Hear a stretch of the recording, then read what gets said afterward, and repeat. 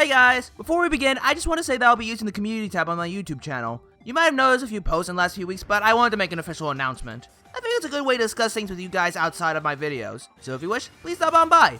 With that out of the way, onward!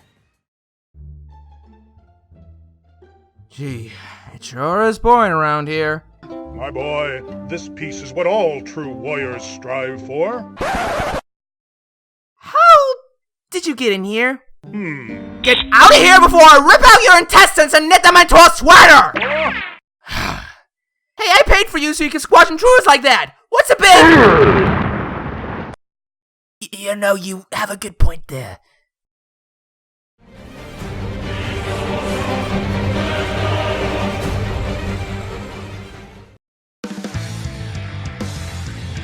Chances are that with most of the media you consume, one thing that sticks in your mind is the ending. It can be great, it can be terrible, it could just be...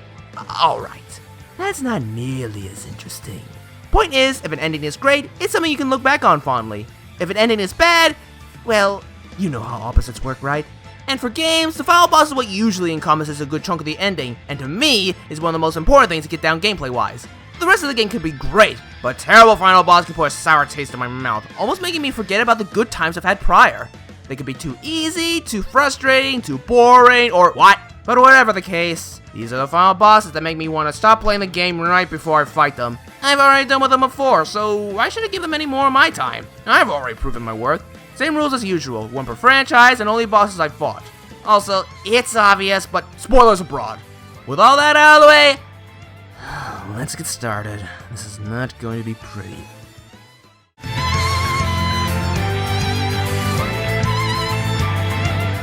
The number 10 entry is a bit of an epic, honestly. Because, well, does this even count as a final boss? I mean, for any of my fellow gamers that have completed the Mario Bros. Time-traveling escapades, not those! The final boss that comes to mind is Elder Princess Shroob. And yes, I would say they're technically correct. That being said though, this final brawl against Shroob is technically the last fight in the game from a narrative's perspective, so screw it.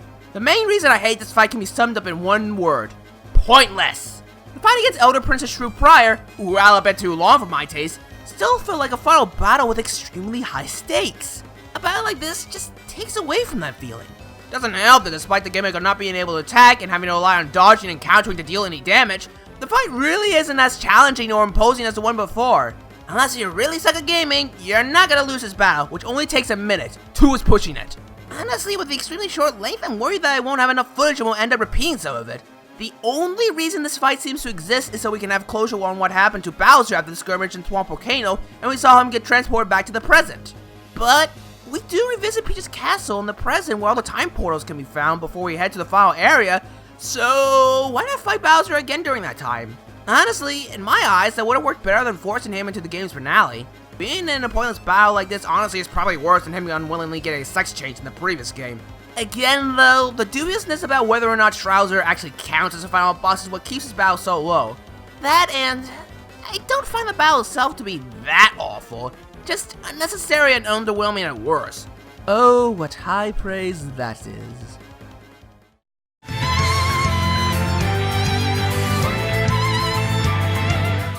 Alright, show of hands. How many of you actually enjoy bullet sponge bosses? I do! Not scientifically possible! Wasn't expecting anybody to actually say yes. Anyways, if there's one thing that really bugs me about bosses I hate, it's wasted time. With bullet sponge bosses specifically, when you're attacking the same thing over and over without a lot of variation in attacks and strategies, you just wish it would end already. Some may call it a war of attrition, I call it a war of boredom. While I can't say this next spot is the worst example, I still can't say I enjoy this fight. With the exception of Superchargers, every game in the Skylanders series has the final battle be against Kaos, aka Zim as a sorcerer. And out of all the encounters, this one's probably my least favorite, and it all has to do with how long the fight drags on. How long it will last will depend on your Skylanders level and whether or not you have a buddy with you, but chances are no matter what, you'll wish the battle was over about halfway through. Also, just as a reminder, you can capture Kaos, and trap masters do extra damage against capturable villains, so let's hope you spend lots of money on those masters if the one you got from the starter pack bites dust. Otherwise, relying on normal Skylanders aren't going to make the length of this battle any shorter. Even that aside, Kaos doesn't exactly have the widest variety of attacks, and while it still requires a decent amount of dodging, you'll tire of seeing the same ones pop up repeatedly, and only a few others are added as the fight goes on. And all the while, you're doing what amounts to chip damage against Mr. Clean Zim here. I think what adds insult to injury is that at 2 different times in this fight, both when he's at half and quarter health, he will regain a fourth of his health back! It's like he knows things are taking too long and wants to troll us for it! That's in character, at least. To be fair, there are at least some things I like in this battle. His final new attack does allow for some interesting dodging, along with when he starts using 2 attacks at the same time. But at that point, you're pretty much emotionally done with this fight. Just like how I'm done talking about this boss. Trust me guys, I'm good with transitions.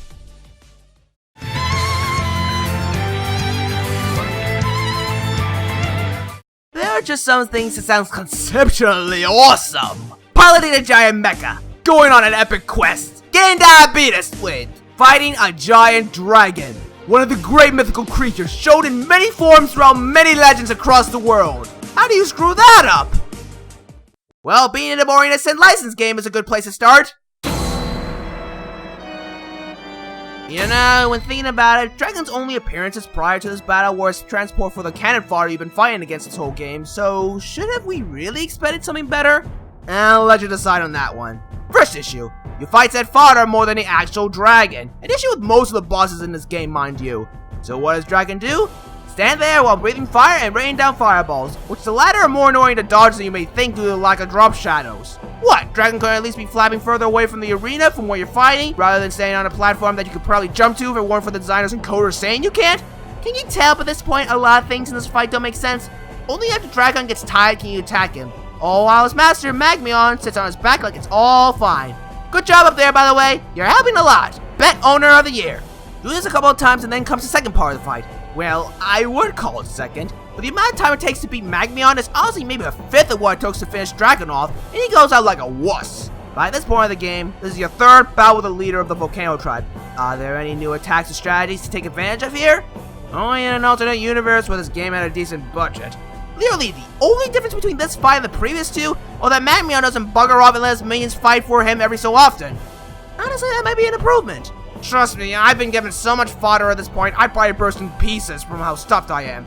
All this combined with Gourmet's dull and repetitive combat, and the brawl with Dragon and MacLeod ends up being a very unmemorable and boring battle. Just stay away from the Gourmet game as a whole. You can spend a few hours needing to finish this game to do something much more productive. I like the part where it says put this.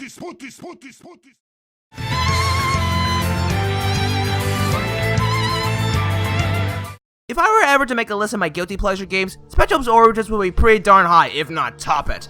I do like this game, and I have played it at least 5 times at this point, but there are simply too many issues I find with it that truly recommend it to my friends. At the very least, as someone with a degree in game design, it's interesting to study and see everything that it does right and wrong. Actually, I've been wanting to cover this game as a whole in a video, but that's for another time. For now, let's talk about this eyesore. Anybody remember that awful Top 10 Bosses countdown I made years ago? No? Good. This boss was actually on that list. At the time, I was worried that my lack of skills were what made me dislike the boss, and that if I got better, it would be less frustrating, and that it was somehow actually a decent fight. Years later, a few more playthroughs, and yeah, I can confirm I still don't like it. And this time I can actually give better reasoning and account that hopefully won't suck. I think the first sign this battle is going to stink is how it comes after a long battle against decently leveled enemies, including a few mini-bosses you fought prior, so you're not in the best shape to take on the big bad. And there's no save points. Except for the boss of the 5th world, there was always a save point before the boss. So if you don't know a boss is coming right after this battle, well then you're screwed. If you do know ahead of time, then you have to walk all the way back to your ship, the only save point in the final area for some reason, and back, which can take a couple of tedious minutes of walking in a straight line. Even then, you still have to fight the previous battle before finding Terragon and Crux. Now, if you died during this fight, you can choose to go back to the cutscene before the final battle, but you still have the lost health from the fight before. Keep in mind, that's all my complaining before we even talk about the boss. Oh no. What you want to do, and likely what most players will do, is take out Terragon first. It has some pretty powerful attacks, and Crux attacking it as well doesn't help matters, but this part isn't too bad. It's when Crux is alone when the battle really turns sour. His attacks are really fast and powerful, and his constant teleportation means he can be right on top of you before dealing enough damage to make Meme Lord Phil Swift proud.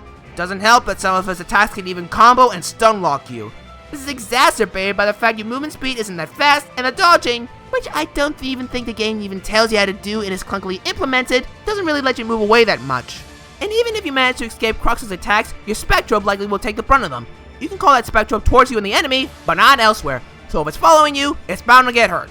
I guess having a second player controlling the Spectrobe does help, but I've never played this game with another player, nor would I think anybody would really want to play this game with me, so... Besides, a boss should work well with or without a second player, so that's definitely the game's fault. And while you can heal yourself, you can't heal your Spectrobes, so you really want to keep them alive. If you fight up and close against Crux, chances are they'll find a way to combo you to Kingdom Come. And if you fight from a distance, it's like chopping down a tree with a butter knife. Kinda boring too. To be honest, most of my issues in this fight have to do with the core mechanics and other elements outside the skirmish, rather than the fight itself. But all these elements mixed together for a rather unpleasant experience, and rear their ugly head the most here, at least to me. And if you want to get the true ending, you have to go through it again during the post-game! All for a 10-second cliffhanger that just shows old Crux will be back. Even though Origins ended up being the last game in the franchise, with no word of a follow-up in sight. I say it was worth it, don't you think?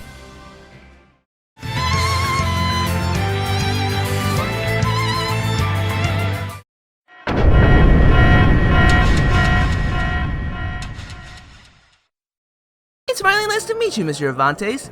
Oh, please, my good sir. Call me Quentin. Well, if you say so. So, Mr. Quentin, apparently you were the one to implement QuickTime events to video games?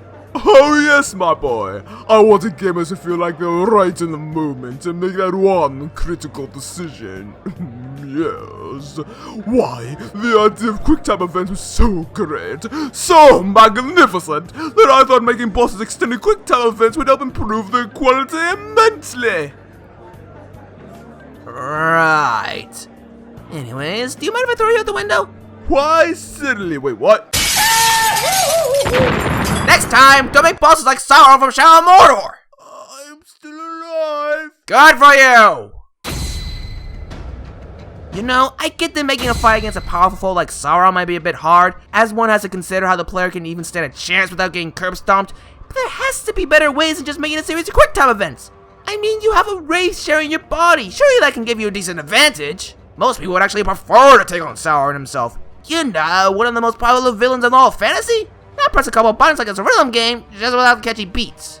I mean, think of it this way. A final boss is supposed to be the ultimate challenge, something to test the skills you learned along the way, preferably the main ones. True, great final bosses don't always have to follow this philosophy, but this is something most games try to adhere to. Last time I checked, there was a lot of sneaking around, cutting, blocking, arrow shooting, spoopy wraith powers, and sometimes a quick time event. Getting just one of those in the final battle doesn't really do you any favors. And it all lasts less than a minute. Yes, it takes less time to defeat the Dark Lord than to kill any of the other bosses, or even a small group of Uruks. You know, the far you've been murdering throughout the entire game. I'm not saying you have to get rid of the quick time events, again, they were used throughout Shadow of Mordor, but having a bit more of the other gameplay, the stuff people actually liked about this game, would make this battle at least decent. I don't know whether or not this boss, and by extension the ending, was rushed, but it certainly feels this way, and honestly could have used more time in the oven to make it something to remember. Well, something good to remember, that is. And yet, somehow making the final bout this way was a better decision than including loot boxes in the sequel. The day I start defending that corporate bull is the day you all have permission to slap me.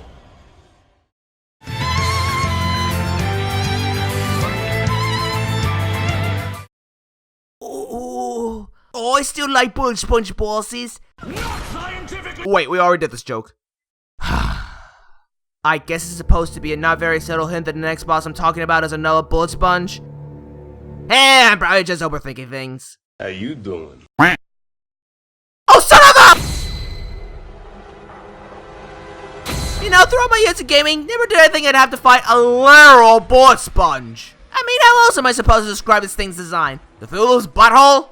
Doesn't help that's one of those infamous, comes out of nowhere with little to no build-up, and also uproots the main villain that's the final boss just as it shows up. But I can deal with those as long as the battle is fun. And, well, it's number 5. Were you honestly thinking otherwise? It's gonna take a good long while and a heck of a lot of bullets to bring down this monstrosity, even if you did all the quests prior. Speaking of bullets, hope you didn't use them all, including your other supplies during that long annoying enemy gauntlet before. That's my favorite thing to do. The fight's not even exciting, as the story just sits there, occasionally firing off attacks. Sure, there's weak spots on the tentacles you can destroy to help make the battle easier, but you show shooting at a mostly stationary target. And even if you do get hurt, you can find a place to hide and let your shield recharge. At least with other bosses in Borderlands, you had to move around if you wanted your shield to charge efficiently, else it would get depleted thanks to enemy bullets. But when you have an Eldritch Abomination just chilling out in the middle of a portal, you tend to be a lot more passive. I'm not even joking when I say when I first fought this Abomination, during the last third of the battle, I mostly hit in one place, just shooting when my shields were full and only occasionally dodging something. Added to the fact that I chose Little the Siren, whose rechargeable action skills have become intangible, thus becoming immune to damage and healing a bit of her health for a short period of time, I didn't have much to worry about. Give Kaos, the previous bullet sponge to this list, credit, at least he moved around, dodging was more engaging. You're not going to get frustrated finding the Destroyer, but you are certainly going to be bored.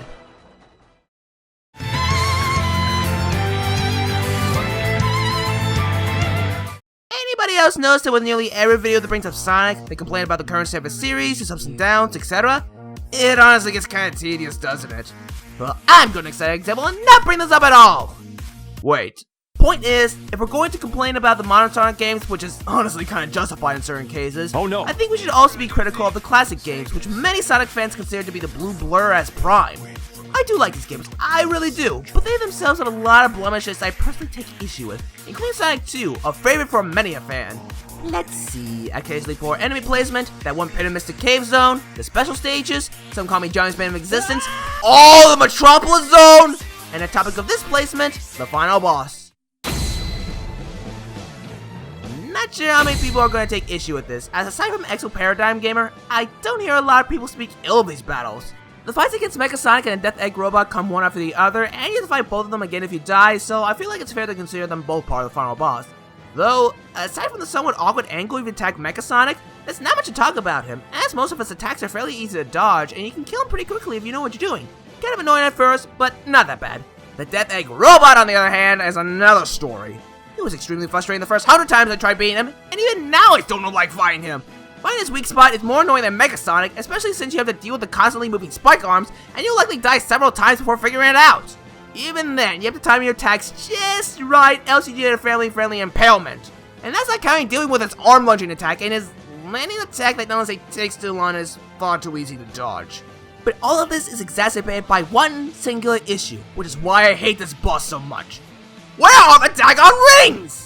The game expects us to nail all these attacks, and they don't give us rings to make mistakes to figure things out. So one wrong move, and you've got to start all over. And keep in mind, Sonic 2 is a game with limited lives and continues, so if they're all gone, you gotta start the game all the way from the beginning. Yeah, the first game's final boss also had no rings, but at least attacks there are easy to read and dodge. Not saying that was a good fight, but it's better than what was presented here. And yes, Sonic 2 is not a long game, as you can finish in about an hour if you're really good. Which I'm not, but you're still wasting time to get back to one final battle, and even then, you just as well die again and have to repeat the game all over again! Now, I first fought this boss on the Classics Collection on the DS, which had a save feature, so I didn't have to worry about starting the game over.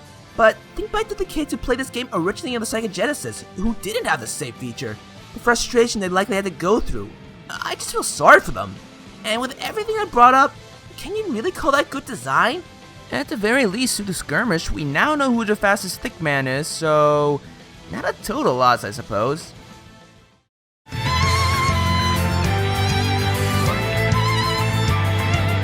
For the longest time, I'd been wanting to try the classic series of Mega Man, with my time only being spent on the 9th entry, but the announcement of Mega Man 11 was enough motivation to get me to pick up the Legacy Collection on the Switch last year. And I'm just glad I took a break between games so I didn't burn out like poor Corneria here. Guy just wasn't the same ever since. But as I went through each game, a message kept echoing in my head. A warning I remembered from watching other videos. Wily Machine 7. One titled to shake the boots of any Mega Man fan. Wily Machine 7. Ah, come on, it can't be that terrible. 2 hours later. Are there any parts of my body that are broken or liquefied? Yeah, this really isn't a fun time, and it's known as one of the hardest bosses in the classic series for a darn good reason. I mean, the first phase is kind of fun, doofy design aside, and it's really satisfying to make it through without taking damage. Trust me, you'll need all that help for the second phase. Wily's capsule only has 2 attacks, one after the other, but the first attack is one of the most aggravating I have ever tried to dodge. 4 energy shots, which can either be fire, ice, or electricity based, are fired to move towards Mega Man's position, stop, then move towards his current position. It's a lot harder to dodge than you might think, and depending on the element of the shot, can freeze or cause damage to Mega Man over time for a few seconds. The former is especially annoying, given how you can get hit by Wily's electric ball attack while frozen. Unless you're a guard Mega Man, you're going to take damage during this phase. Mark my words! Doesn't help that you can hold less healing items when compared to the last few games, with only 4 energy tanks and a special tank compared to the previous games letting you have 9 energy tanks. But here's what really grinds my gears. Apparently his fight against Wily was made this difficult on purpose so it could be, and I quote, something that cannot be defeated without the use of an energy tank. As someone who has studied in game design, one thing I've learned is if you cannot beat a boss without taking damage, that's probably poorly designed. I mean, yes, some matches get good enough not to take a single hit, but I don't think that excuses the thought process behind Wily's 7th outing. It doesn't ring a challenge, but cheapness.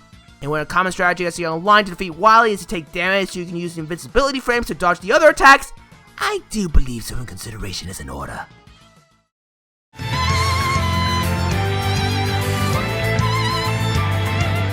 So, trying to explain this one is going to be a bit weird, so please bear with me.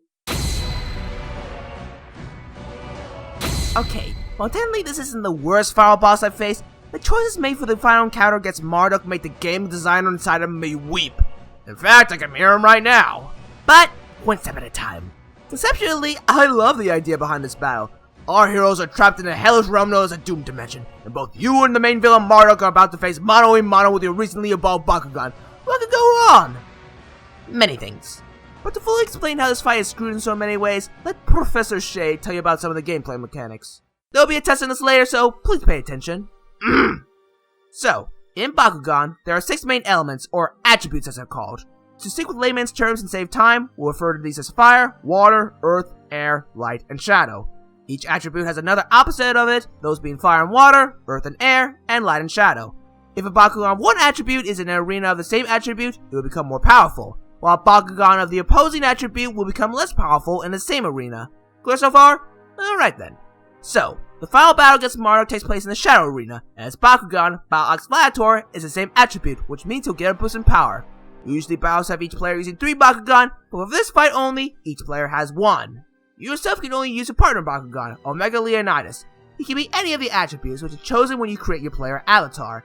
If you haven't pieced everything together yet, you unintentionally choose the difficulty of the final boss at the beginning of the game! If you choose the Shadow attribute like yours truly, you're going to be on the same playing field. Most of the other attributes will give you a bit of a challenge. But if you went with the Light attribute, may God, Allah, Mananui, Arceus, Palutena, whatever deity you believe in, have mercy on your soul. The only way you're going to win if you chose the Light attribute is to build your power by exploring the arena and collecting as much as you can during your rolls, and by going after Mark rolls Gladiator on a card to avoid a special attack, which will siphon energy away from you if Leonidas is already on it. So yes, that means the first turn you have to intentionally miss your first shot. I don't know, if you have to do that, that seems less like a clever workaround and more like poor design. I also hope you have enough powerful cards that are based around your Leonidas. If you did, well, tough luck. Quit the game, go to the store, and fight Marduk in the Brawl before, and then try this battle again. Honestly, most of my biggest issues with this fight can be fixed with one decision. Have the arena make Gladiator stronger, and only him. Don't make it based on attributes. You keep the intense one-on-one concept while making things more fair and consistent no matter what attribute Leonidas is. The battle itself, for the most part, is not the main issue. The arena itself is actually pretty fun to traverse around, and gathering as many collectibles as you can is a nice challenge in itself, even if doing the same things over and over to gather a lot of collectibles can get pretty tedious. But the poor decisions and lack of foresight make this one of my most personal hated final bosses. As a designer, I hope to never replicate these mistakes. Pretty good motivator if I do say so myself. Now before we get to number 1, I'd like to go over a few honorable mentions. The 1 per franchise rule does not apply here.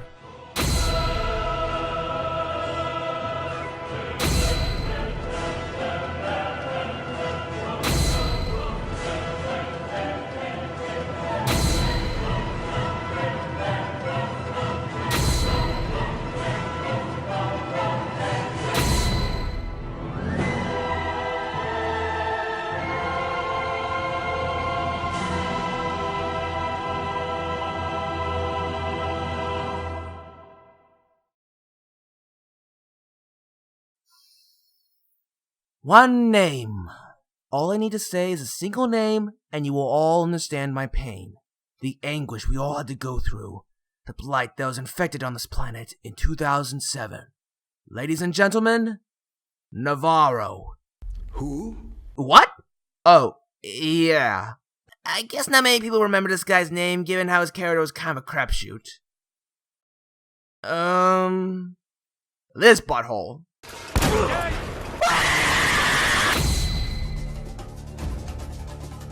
Yeah, now the bad memories are coming back, aren't they? Even if you don't remember Navarro's name, everyone who has played through Nathan Drake's first adventure knows of this battle. Heck, even if you haven't, chances are you've heard of quite a few people tearing this battle to shreds. It is that bad. The fight consists of 2 different phases, and unlike some of the other final bosses listed, neither of them are enjoyable. First phase is a shootout between Navarro and his goons, and given that it's the first Uncharted, the goons are a bit too competent. They are the only ones with decent firepower. Oh no, Navarro has it too. In fact, unless you roll away from cover to cover when his laser sight is down, Navarro will one-shot you. And given how the cover here is destructible, you'll want to be moving around a lot. I almost like the idea behind this, but the entire phase is more annoying than my internet provider sending me ads in the mail. I only have so much money on hand, people! I don't need your other options! Also, don't bother attacking Navarro, despite the fact he's shooting you and in range. Yeah, that makes a lot of sense. Go through a couple of these combat arenas, and Phase 2 begins. And if Phase 1 didn't put a sour taste in your mouth, Phase 2 shows that the taste is also poisonous. Pretty free in description given how often you die here if you don't know what you're doing. And your first time through, you will die a lot. You have to play exactly how the game wants you to, or else you'll be meeting the lore prematurely. Try to run up to Navarro early to punch him, he'll shoot you.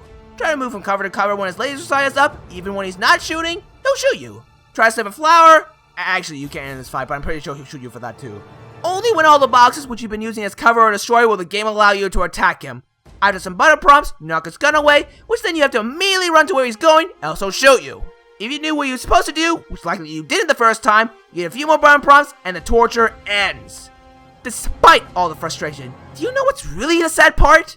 If you actually know what you're doing, this second half of the battle doesn't even last a minute long. And yet you'll likely be spending at least 5 times as long here. Let me put this into perspective. It's frustratingly difficult when you don't know what you're doing, and it's pathetically easy when you do know what you're doing. It's a rare, unholy abomination forced in the depths of hell itself. It's not skill-based in any sort of way, but rather whether or not you can follow the director's orders. Come to think of it, given how cinematic the Uncharted games are trying to be, I wouldn't be surprised if this was what the designers were intending.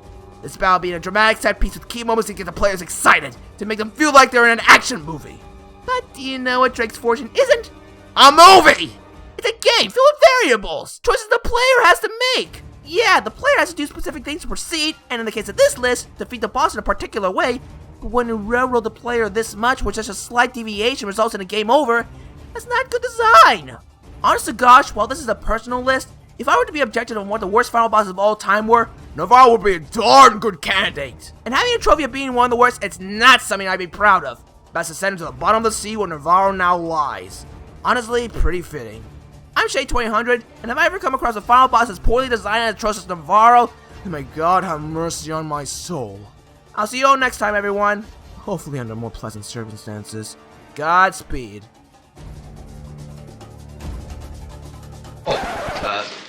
One other thing. We did it! Stop! And do you want to know? Nope.